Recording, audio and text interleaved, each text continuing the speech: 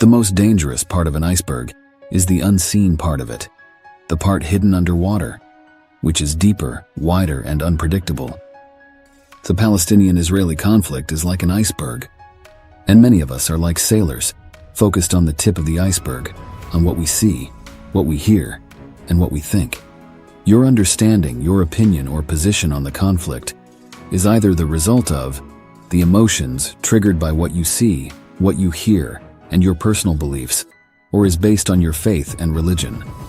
Whatever, way around, the truth is that the Palestinian and Israel war, or conflict, is way more deeper, dangerous, unpredictable, and far-reaching than it looks like, or seems to be to the eye of the average person, the average thinker, or the superficial analyst.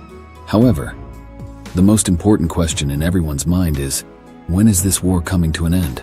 Are we at the beginning of the end, or are we just at the end of the beginning?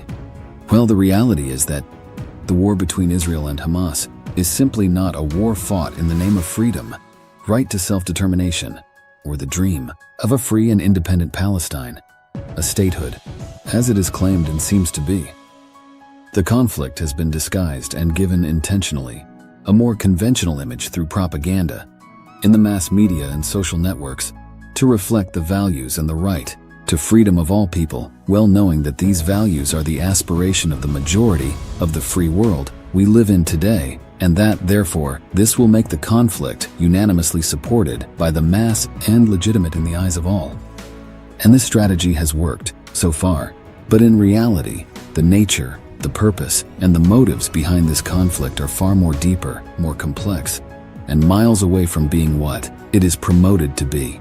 This war has something else in it, other than the aspect it is given, and the way it is presented to the world and the public. Considering the largely ignored and undermined facts, but yet true and real motives and implications of the war, the biblical, historical, racial, and religious hatred deeply rooted between the Arabs and the Jews, I confidently say that the war will likely not come to an end anytime soon, and will last as long as the two ethnic groups involved will exist. In this video, you will discover, based on facts, that this conflict is not a war against oppression, not a war for freedom and self-determination. It goes beyond that. And you will discover that the barrier to peace has more to do with the side many might have never expected. I will present you the two main reasons why this war will never come to an end, and the reason behind the mass misconception and its strategic purpose as it is today, and the wider danger involved, which is ignored, but real and true agenda behind this war. All this together will make it clear why the war is likely going to be part of the lives of the future generations to come. 1. The causes of this war are deep, biblical, and historical, and are rooted thousands of years ago.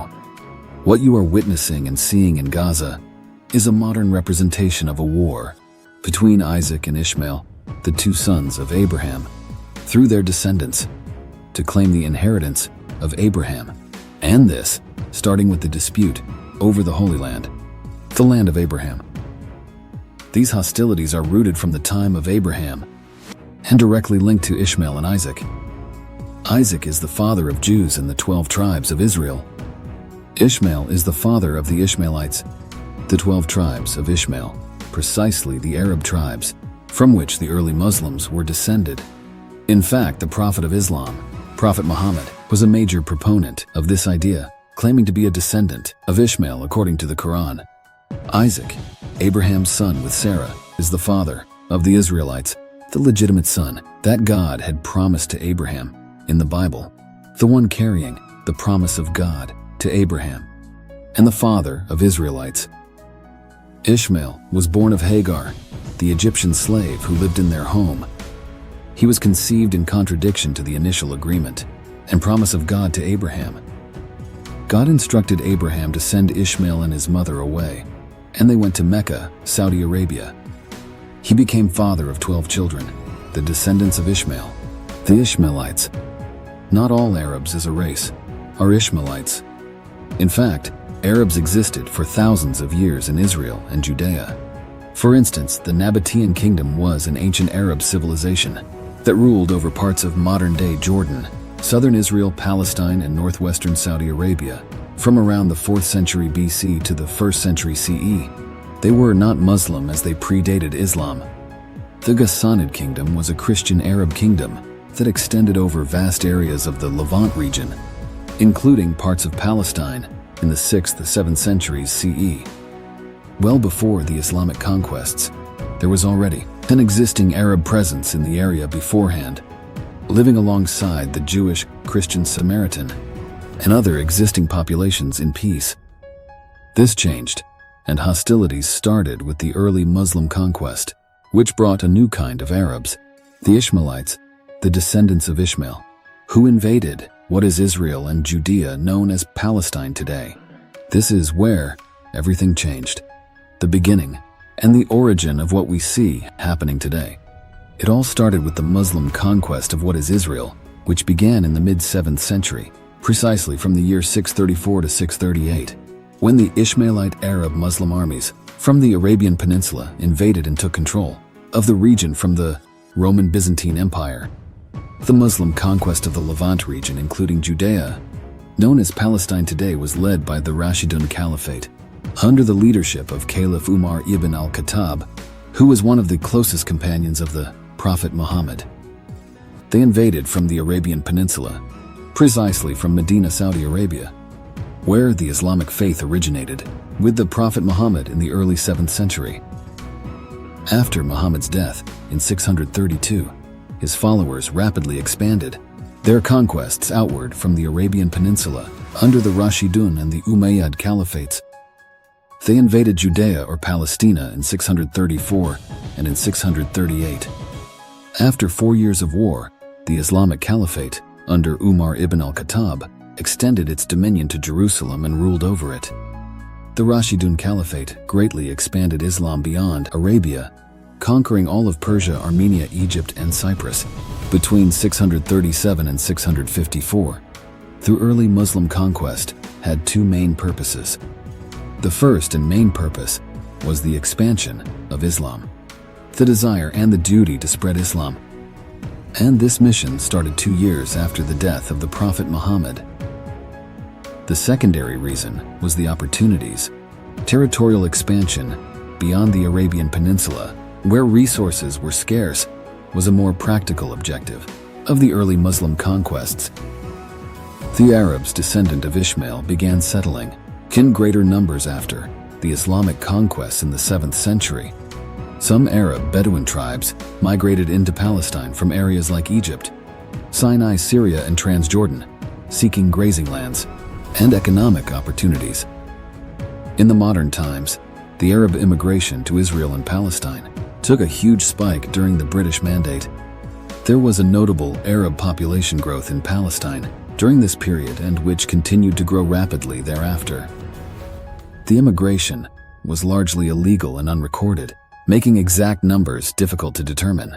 A huge number of Arabs from Egypt through Sinai, Syria, and Transjordan or modern Jordan came to Palestine seeking job opportunities and improved living conditions. From 1922 to 1947, the non-Jewish population increased 290% in Haifa, 131% in Jerusalem, and 158% in Jaffa. Today, half the Palestinian population are of Egyptian and Jordanian origin, and other neighboring Arabic countries who came for work and opportunities before and during the British Mandate and decided to stay afterwards. With this immigration, the Palestinian population became predominantly Muslim and of Arabic origin. And that's where comes the real cause of the conflict between Israel and Palestine. 2. This is a war based on religion, ideology, and hatred, opposing Muslim Arabs, descendants of Ishmael, and Israeli Jews, descendants of Isaac, both fighting an ever-ending war and each claiming the legitimacy over the physical and spiritual heritage of Abraham, their common ancestor. What you see happening today between Israel and Palestinians is not a war for freedom.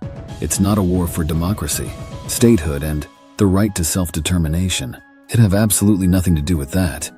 And those who believe that that's what the war is all about are duped with no basic knowledge and understanding of the issue and are totally disconnected from the reality, which is not surprising in the era we live in today. The Bible says that my people are destroyed because of lack of knowledge. The modern world says that information is key, and knowledge is power. So allow me to give you the information and facts that this war is simply a vicious, fanatic, and religious war, which was intentionally disguised and portrayed as a freedom and self-determination war for Palestinians, as a cover because it sounds and resonates better with the aspirations of the free world we live in. And many really took the bait. First, let's start with the near history to refresh our minds quickly, because it's important in order to understand. In 1947, the UN proposed a division of the land of Israel into a Jewish state and an Arab state. The Jews agreed to the UN resolution, but the Arabs refused and stood firmly against this resolution. They wanted the whole land to be an Arab Muslim state, with no Jews or Israelis on the entire territory. The morning after the partition plan from the UN, the Palestinians took the matter into their hands and started a civil war in a bid to eliminate the Jewish population from the land by themselves. They attacked villages and killed innocent Jewish people. This is how the war started. They were offered a state next to Israel and they denied it. What they pretend to fight for today was already given to them on a silver platter long ago in 1947, and they refused it. On the other hand, they started war and murdering Jews. After 15 months of fighting local Arabs and the 5 armies from the Arab neighboring countries, Egypt, Iraq, Jordan, Lebanon, and Syria, that invaded Israel in support of the Palestinians, Israel hit them hard and won the war. As a consequence of this war, many Arab villages were destroyed and about 700,000 people were displaced. This is what the Palestinians call Nakba. Nakba, which means catastrophe in Arabic, was the consequences of Palestinians and Arab nations trying to wipe out a whole Jewish people to keep the land for themselves. They lost and had to pay the price. At the same time, 800,000 Jews were brutally persecuted, killed and expelled from all Muslim countries, neighboring Israel in the Middle East. The 5 Arab Muslim neighboring nations' immediate intervention against Israel, and the hundreds of thousands of Jews killed and expelled from different neighboring Arab Muslim nations at the same time is the first evidence and proof that this is a common, religious, and ideological war and nothing to do with freedom, self-determination, and an independent statehood. The second historical fact makes it even more crystal clear. After the war from 1948 until 1967, Palestine was a free land, and Palestinians were under Egyptian and Jordanian rule, with no Israeli presence or interference in any aspects of their lives. They had enough time and years to establish a free Palestinian state during this time. But they did not do that. All their focus was directed to something else, which was more important and itching from within: the destruction of Jews and the state of Israel. This is what they were planning and focused on. And in 1964, 3 years before the 6 Days War, they established the Palestinian Liberation Organization.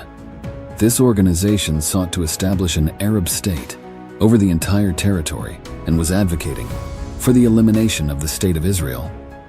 Before Israel occupied the West Bank and the Gaza Strip, and well before a single settlement was built, they were already calling and organizing themselves for the destruction of Israel. During all that period, Palestinians were free with no occupation until 1967, precisely 3 years after the creation of the Palestinian Liberation Organization. Tensions raised between neighboring Arab nations and Israel for the second time. This led to the famous 6 Days War, where a coalition of Arab nations decided to invade Israel. Israel destroyed those armies in 6 days. At the end of the 6 Days War in 1967, Israel had seized Syria's Golan Heights, the West Bank including East Jerusalem, which was under Jordanian rule, and Gaza Strip, which was under Egyptian rule at the time. It was only at this time that Israel decided to remain and control the territories that were under influence and ruled by those Arab nations that decided to invade and destroy it, as a preventive and safety measure to keep a close eye on their hostile neighbors. This is how Gaza and West Bank got occupied. Again, the occupation was a consequence of the Palestinians' liberation movement in complicity with their Arab allies losing a war after attacking Israel for the second time in 1967. And this well before there was any kind of occupation or a single settlement built. These are true, unchanged, and undistorted historical facts, highlighting another proof that the conflict itself is simply and purely a fanatic ideological and religious war based on hatred, opposing Arab Muslims, descendants of Ishmael, who strongly believe, based on Islam and the Quran, that the Jews, descendants of Isaac, are their sworn enemies, and that the destruction of Israel and the Jewish people is part of the divine duty of Muslims in order to reconquer Jerusalem, as it is written and promised in the Quran as a prophecy. It has absolutely nothing to do with a war for self-determination or democratic rights and values, which anyway they do not support or stand for because they are contrary and not compatible with their Islamic values. On the contrary, they stand firmly for their Islamic law and their Islamic culture and holy war. Jihad is an important pillar of the Muslim faith, and every Muslim carries it within himself wherever he goes and wherever he lives, even if he is born and raised in the West. It is important to understand that Israel is the epicenter of the holy war for Muslims, and they are knowingly and unanimously united with one common voice when it comes to this current conflict. If you look closely, you find that all the groups surrounding and fighting against Israel are not political groups. They are not human rights activist groups or based on democratic values. They are all radical Islamists groups fighting in the name of Allah and with Islam and the Quran as the main pillar they stand on. They are on a holy mission against the enemy, number one of Islam, the tribe of Judah, the descendants of Isaac and Jacob. Hamas, Palestinian Islamic Jihad, Hezbollah, Islamic State, Iran, and the Arab nations who have invaded Israel before, all of them have only one goal and one thing in common, and it's not democracy, human rights, or self-determination, even though that's what they claim through their mouthpieces in the mass media, because they know our weaknesses and know exactly what is compatible with our values, beliefs, and aspirations. If you gave Palestinians an independent state tomorrow, that common goal won't change. It is their divine duty as Muslims, as Palestinians, as Hamas, with their Muslim neighbors and allies, to destroy Israel. And not only Israel, but Judeo-Christian Western values, which are contrary to their values and an abomination to the Islamic law and standards. It is a divine instruction from the Quran. Considering how fanatic they are, nothing, not even a statehood, will deviate them from this divine mission. Yes, they want and claim a free and independent state, but this will only allow them to do better what they managed to do under occupation, with no control and supervision over their territory. That nation and territory will soon become a new resistance and jihadist front, as Lebanon is today, but this time inside Israel. That's their calculations. The only reason why Israel refuses them self-determination is because, contrary to most of us, they learn from history and predict the future based on the facts left behind by past events. Among those blindly defending Hamas, thinking that they are the only ones to have humanity than anyone else, I will ask you this question. Do you even know what Hamas is? Have you done even a single research about it? I bet not. Simply blind fanatism. I will help you. Hamas Constitution makes it very clear. I invite you to be curious and to check it by yourself so that you can defend what you know. At least, Hamas Constitution is very specific and clear. This Constitution was written on the 18th of August, 1988. The title of the document states the following: Constitution of the Islamic Resistance Movement, in the name of the most merciful Allah, followed by a Quranic verse in Arabic that I cannot quote. And then comes the most interesting part. The very first line, or the first sentence, of the document says, Israel will exist until Islam wipes it out. I repeat again. It says, Israel will exist until Islam wipes it out. This is what the Palestinians and Hamas are fighting for. The Constitution of Hamas itself makes it clear what they stand for and what they are fighting for. The Constitution doesn't say anywhere that Hamas fights and stands for peace, justice, or equal rights. It doesn't say anywhere that Hamas fights and stands for an independent Palestinian state living peacefully next to Israel. It doesn't say that Hamas stands for freedom and self-determination or democracy for the Palestinians. It is very clear in its first sentence. The goal and the objective of its existence are very clear. For Palestinians, Israel will exist until Hamas, in the name of Islam, wipes it out. That's why they voted it into power, armed it, protected and cherished it. Hamas represents their faith, beliefs, and identity. They are physically and ideologically embedded into the Palestinian society, and its fighters are made of their sons, brothers, and husbands. They are two sides of same coin, inseparable. I respect Hamas for one thing only. Contrary to the weak-minded and mostly atheists and confused Gen Z supporting them with no clues whatsoever, Hamas knows and expresses clearly what they want: to wipe out Israel in the name of Islam, as it is clearly stated in their constitution. And this is a common goal and the wish of every Muslim. If Israel was a weaker state and Hamas or any other radical Islamic group or nation had the military capacity and the military might that Israel has today, Jewish people and the state of Israel wouldn't exist at this time anymore. And this is what Israel, contrary to many, knows well and is aware of. It is their noble responsibility to preserve their nation and people. They have to fight harshly for the survival of their people and their state, and they will do so as long as they have the means and the capacity to do it. What we see in Palestine and Israel is a war fought in the name of Jihad, a faith-based war, an Islamist war. The groups surrounding and fighting with Israel are all Islamist groups with their constitution based on Islam and the Quran. In Palestine, they call themselves the resistance group, the freedom fighters. It sounds good to the ears of the people of the free world, particularly in the West, and that's their trump card.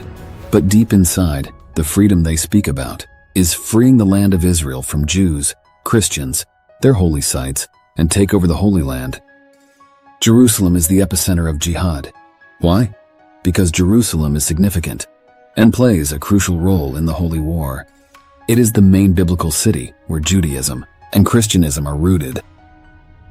This is another proof that the war is not in the name of freedom, and it's not difficult to understand.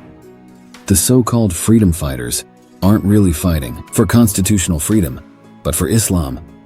They are fighting for Jerusalem, which has a significant spiritual importance for the two Abrahamic religions, opposed to Islam, which came after. This did not start today.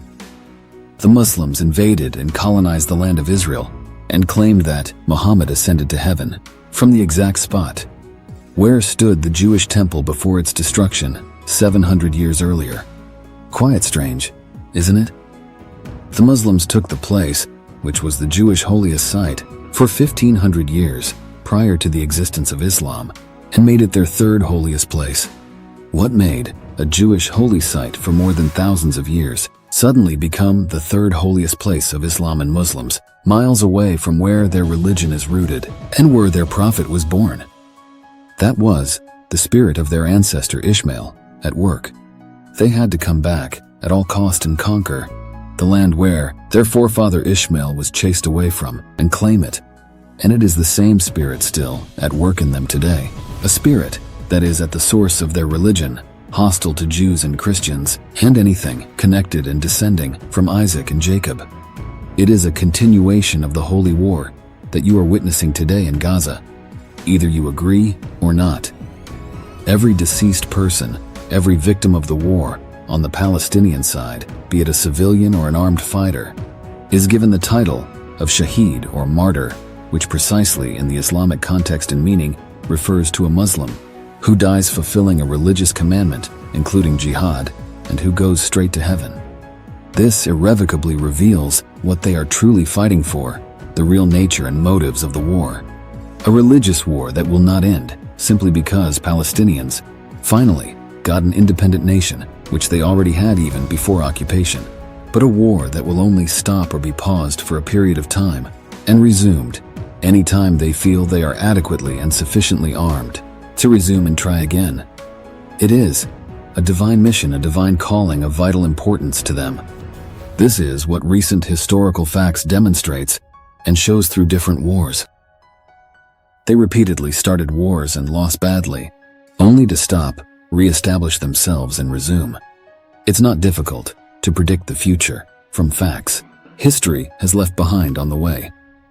With a free independent state, with no interference in their activities, planning the next war to take over Jerusalem and destroy Israel will be their prime focus and main activity, with the help of other Muslim nations who already equipped them, despite occupation, but this time in a more convenient way.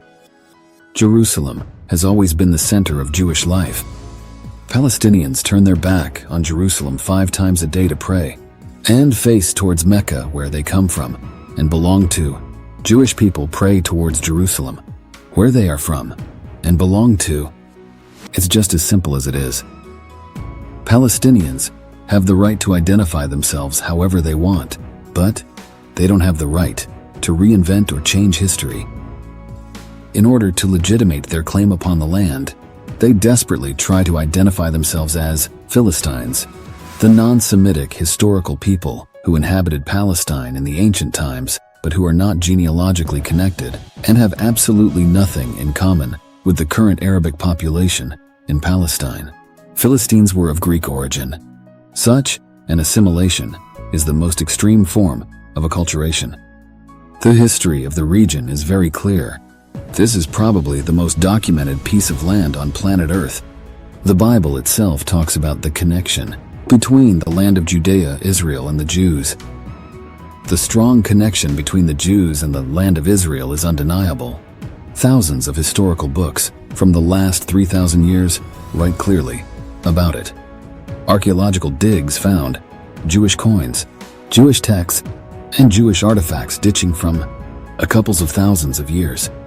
There isn't a single book or a piece of archaeological evidence that points to a Palestinian people, or at least as a specific group of people. The Bible itself is all about Israel, Jewish people, and talks about Jewish kings and prophets, including Jesus, that have existed and lived on that land. Anyone denying this is either a Muslim, an atheist, or a devil worshipper, because those 3 kind of people are all under the same demonic possession and influence, hostile to the word of God, which they know started in Israel and with the Jewish people. And that is why you will find them united behind the vindication and support of Islamist groups waging war against Israel on social media and all over other propaganda platforms made available to them. Now, talking about historical facts about Palestine. The name Palestine was first used by the ancient Greek historian Herodotus in the 5th century BC to refer to the coastal area and region, previously known as Judea, Samaria, and other biblical names, where the Philistines, a non-Semitic group who were Greeks, lived, while Judea specifically referred to the ancient kingdom of Judah in the southern part of the region.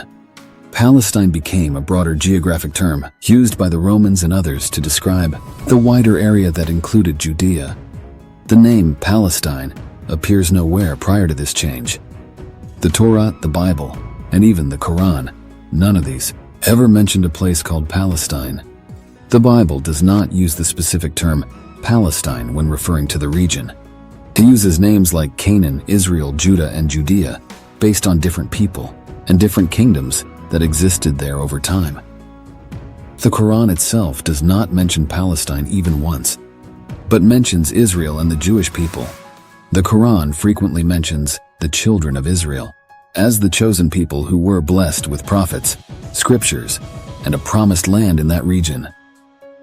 While the land is given immense religious significance, the specific geographic name Palestine is never used or mentioned in the Quranic text. On the other hand, there is something interesting that the Quran says about Israel that is significantly important in relation to what is happening today. The driving force behind the real motives of the war in Palestine is found in Quran 17:2-5, where it says that Jewish people have been promised the Holy Land, but Allah will take it away from them because of their transgressions and hand it to the Muslims. It is written that the Muslims are destined to win it back, and that the Holy Land will sooner or later revert to Muslim possession. It is written that they will defeat Jewish people, conquer the land, and enter the mosque just as they did the first time, and that they will wipe out all the gains Jews or Israel had accomplished. And because it is a divine decree from Allah, and that no one can change his decree or his word, this has to happen. This is the Quranic prophecy standing behind the war between Israel and Palestinians today, with the support of Muslim nations, where they are fighting for the realization and fulfillment of this divine prophecy, to reconquer Jerusalem and the Holy Land, as written in the Quran. This, again, proves that the war is not in the name of freedom and self-determination, but a purely an Islamic and religious war. So the question is, when will they be peace? Unfortunately, not in the near future. Contrary to what many think, say, or understand, based on popular misconceptions, ignorance, and baseless facts, the main barrier to peace is on the Palestinian and Muslim side. The goal of the war is far beyond self-determination and a statehood, and will be fought as long as Islam exists, because that is the objective and prophecy of Islam, that not only Palestinians believe in and are fighting for, but a prophecy that all Muslim nations and Islamist groups fighting against Israel today fanatically believe in and fight for, concerning all Muslims, according to the Quran. That's why before there was yet any occupation and any settlement built, they started war against Israel at multiple occasions. The deeply rooted fanaticism of Islamic ideology based on religion and the ancestral, historical hatred of Jews in Israel, who are considered as the main enemies of Islam, is what drives Palestinians and Arabs to be endlessly hostile to the state of Israel. And this war has no difference to that. Palestinians had self-determination already in 1948 and were ruled by Arab states, without any Israeli involvement on their territory and internal affairs. Self-determination is simply a stepping stone, a cover that sounds good. But in reality, they are fighting a religious war. They are on a divine mission as Muslims to take over Jerusalem, which is very significant, the holy city of Christianity and Judaism and the epicenter of the Holy War.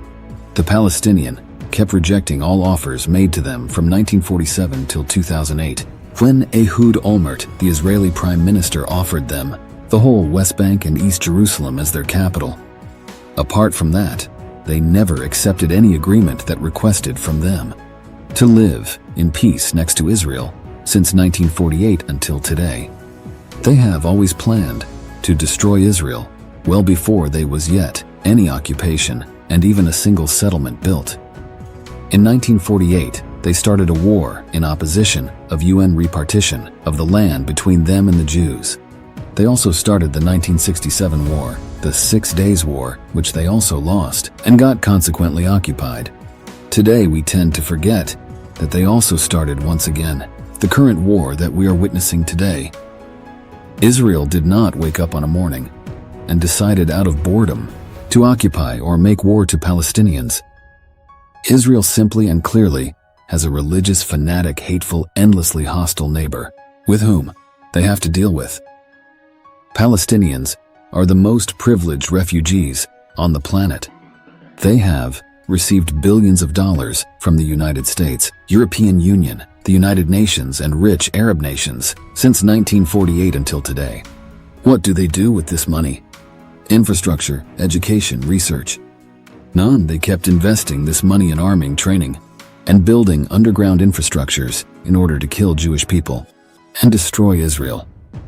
They officially elected Hamas to power in Gaza, and once in power, Hamas took the public funds to arm themselves and build tunnels that they have used since, until Israel destroyed the majority of them in this current war.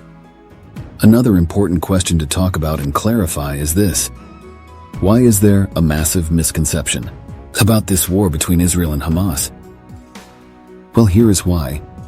The mass misconception about this war has two main factors. One, there have been an outstanding intentional misinformation and propaganda about the war to disguise its true nature and motives into something else. This war, from the beginning, has two major fronts on the Palestinian-Arab side. A military front, which is not strong enough and reliable compared to the enemy, and a communication or propaganda front, more efficient and more powerful Considering the digital era we live in today, this second front has been the trump card, the focus behind the scene and more effective. It allowed the military front to be empowered and to be labeled as freedom fighters, which at first sounds good to the ears of the average person. It was absolutely vital to be portrayed and labeled as freedom fighters because it resonates well and corresponds to the aspirations of the majority of the free world we live in today.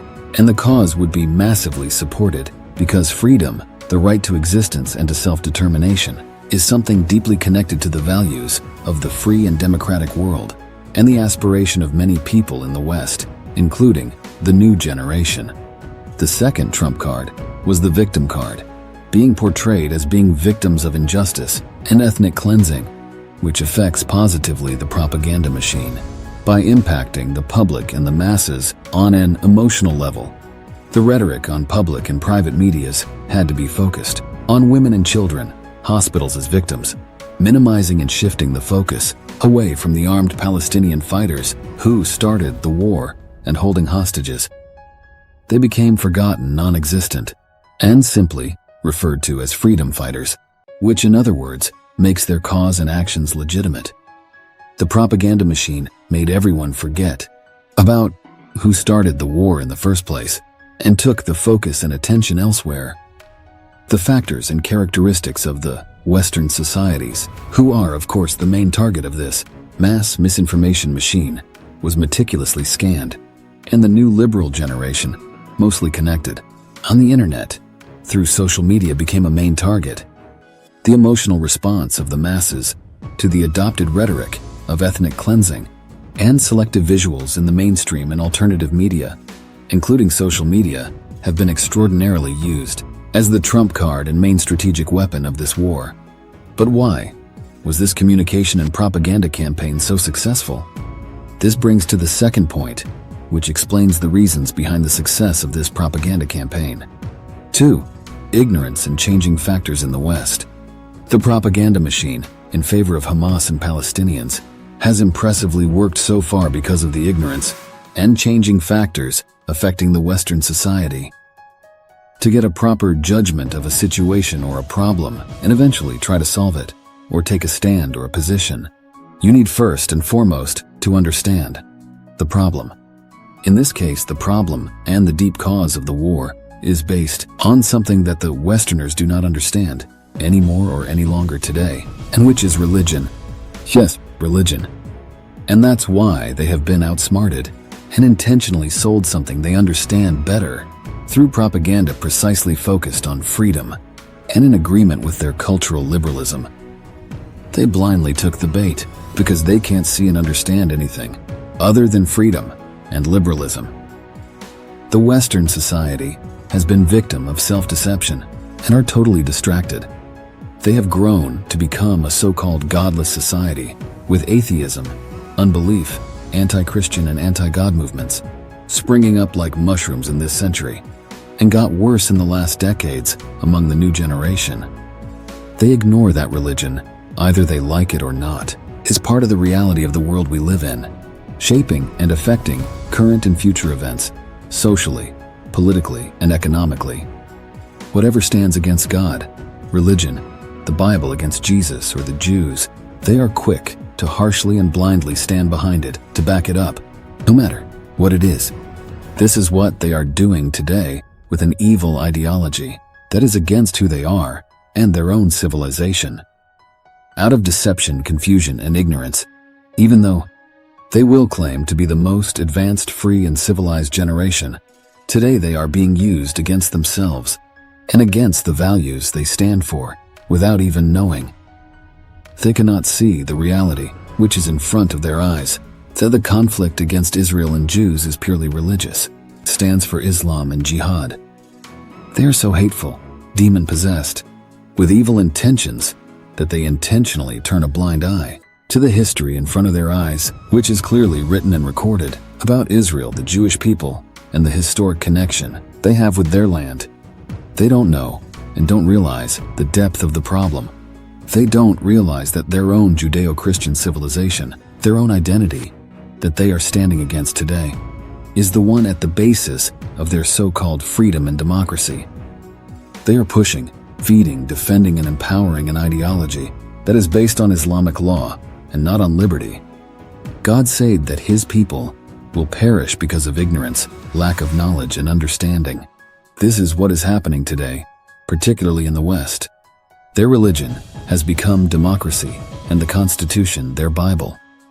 They are totally lost, disconnected to the root of their identity, religion, to Christian values, have no special consideration for Israel, the Jews, the Bible, or for Jesus Christ. No consideration for Bethlehem, where Jesus was born.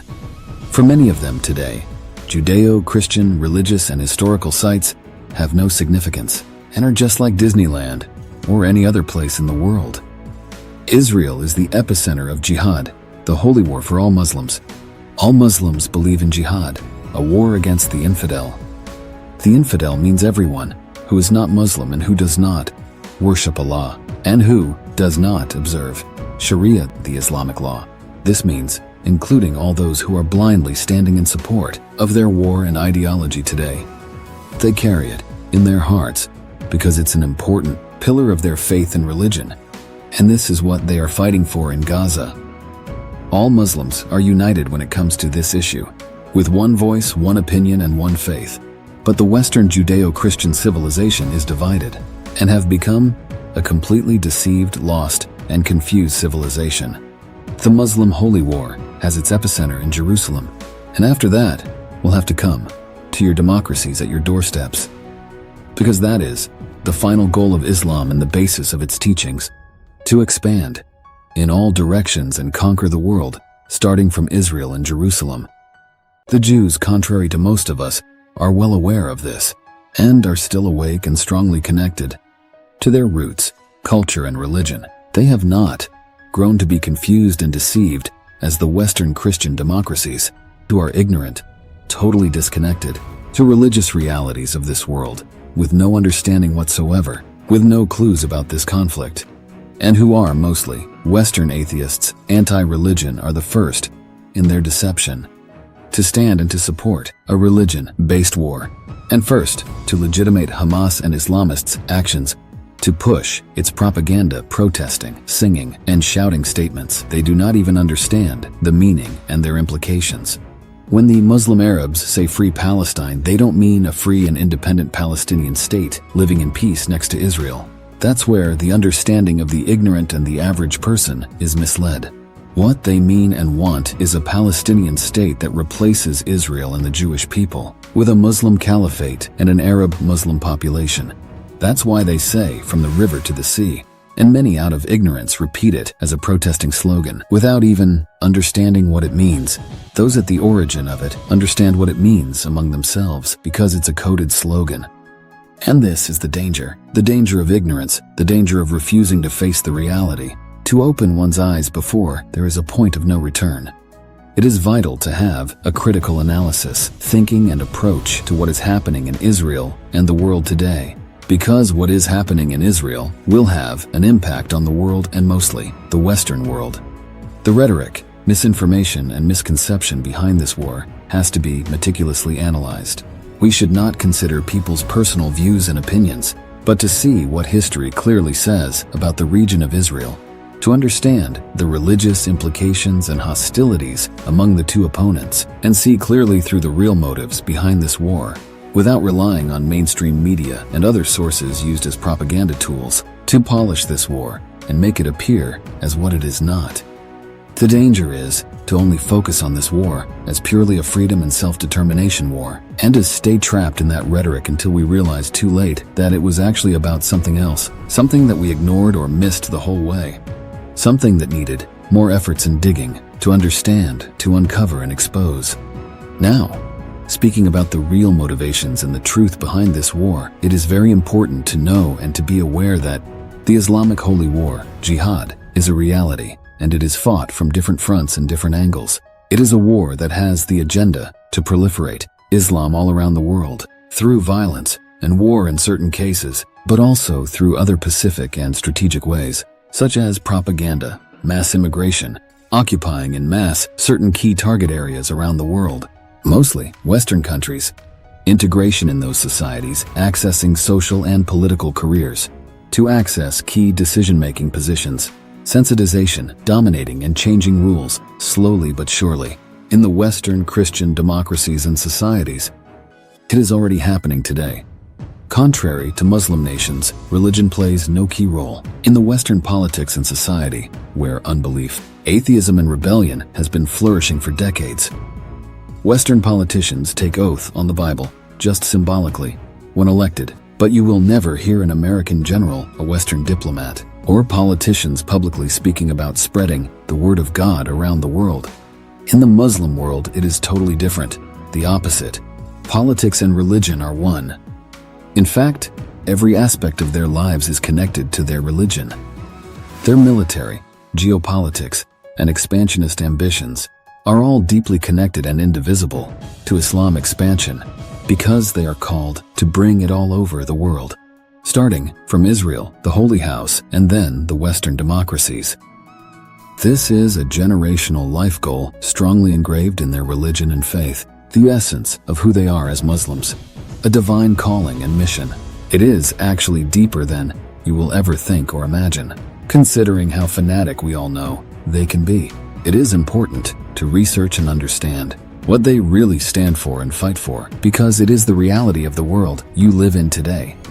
You have to take seriously the fact of being in confrontation with people willing to die for their faith and beliefs when you are only ready to live for yours. When you think about all the organization you hear about in the Muslim world, from Taliban's, Boko Haram, Islamic State, Al-Shabaab, Hamas, Palestinian Jihad, Hezbollah, and the list goes on. What do they stand for, fight for, and that they are ready to die for? What do they all have in common? We also tend to forget quickly, as if we had never experienced atrocities, tragedies, committed in the name of God, of Allah, in different parts of the world, at different occasions, particularly in the Western countries. It is quiet, shocking, and surprising that this same ideology is what many Westerners are defending today, defending the enemies of their freedom.